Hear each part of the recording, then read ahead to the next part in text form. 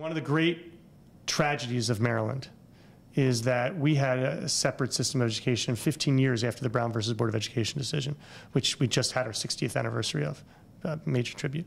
But what came out of that was a golden opportunity and a golden child of Maryland, which is the 4 HBCUs. And I know what each one of them has given back to their students and to the state of Maryland. My grandmother worked at Morgan. We have, you got UMES, Morgan, Coppin, and Bowie. My grandmother worked at UMES for more than 20 years.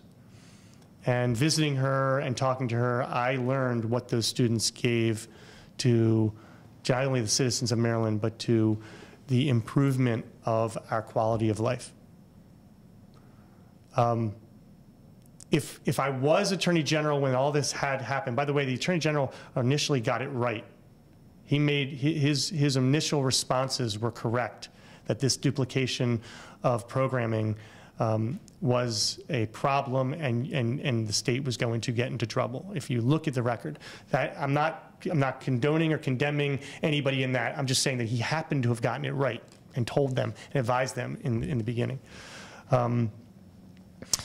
But I would have pushed as hard as I could for a settlement before litigation ensued, and I would have made it clear, if I had done the research and came up with the same result that our present Attorney General did, that the HBCUs actually had a legitimate claim, and you better be careful. I would have pushed as hard as I could so that I didn't have to defend the state.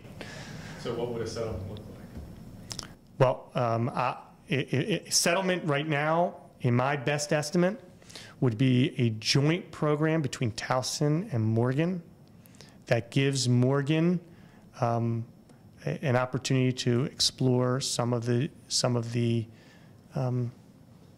same programs that, with success, that they're trying to do right now.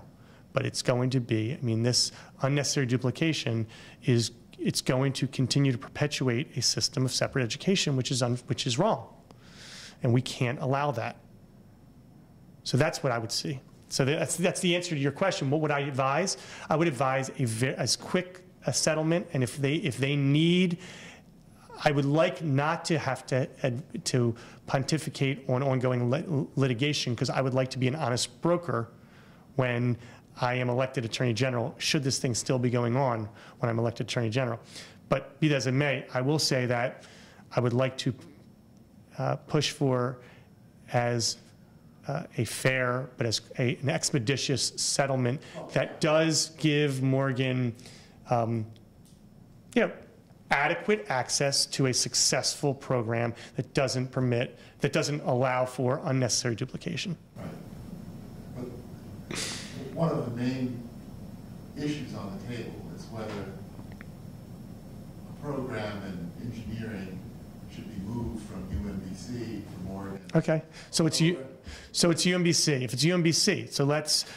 Well, it's a larger issue of whether programs that are already existing in the historically white school should be closed and moved to some of the historically black schools. Mm-hmm. Would that be part of your? That could certainly, I mean, again, that could certainly be absolutely on the table for it, for sure.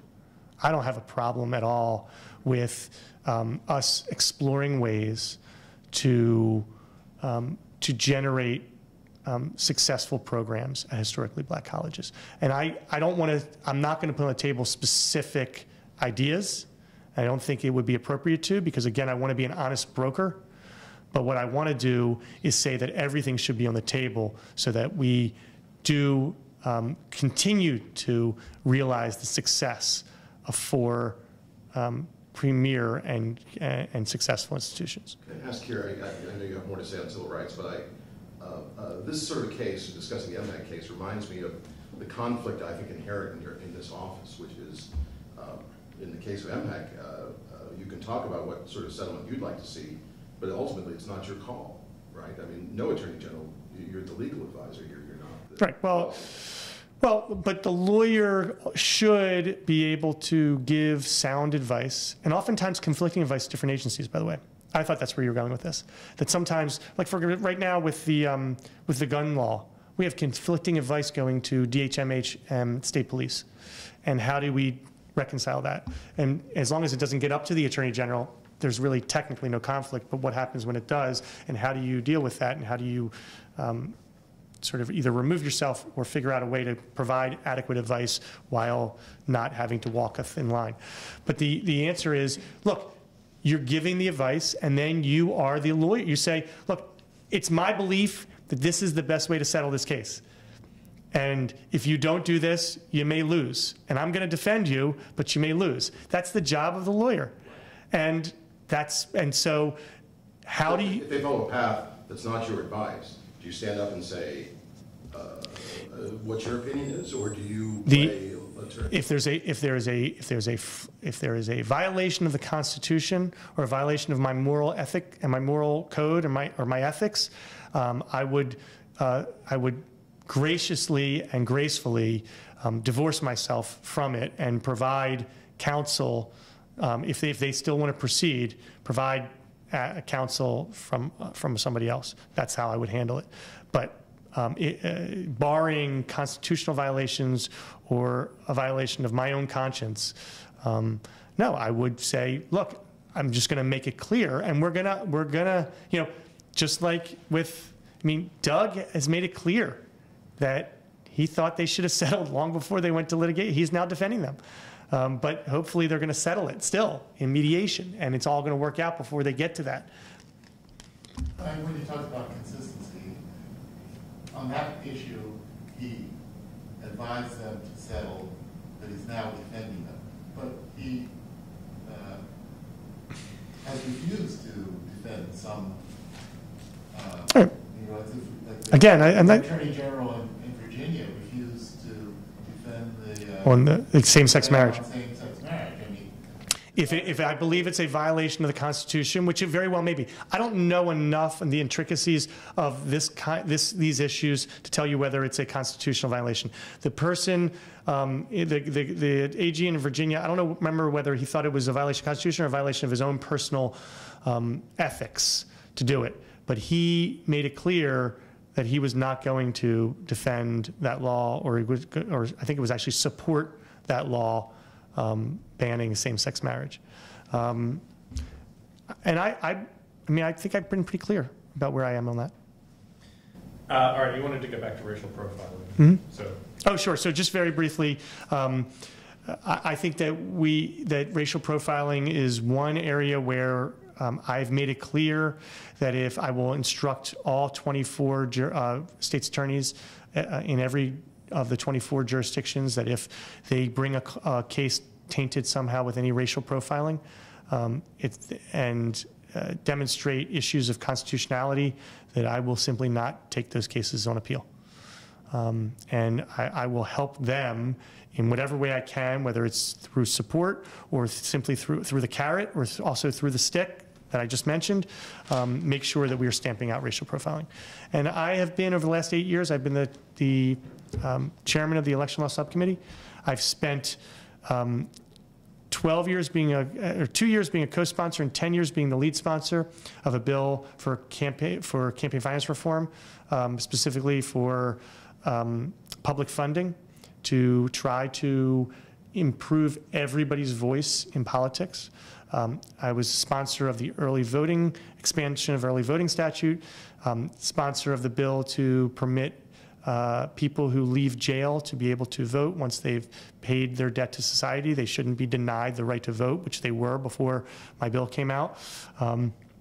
I was the lead sponsor of a bill with the most dramatic campaign finance reform and disclosures of independent expenditures that the state has seen in nearly 3 decades last year in our campaign finance reform bill.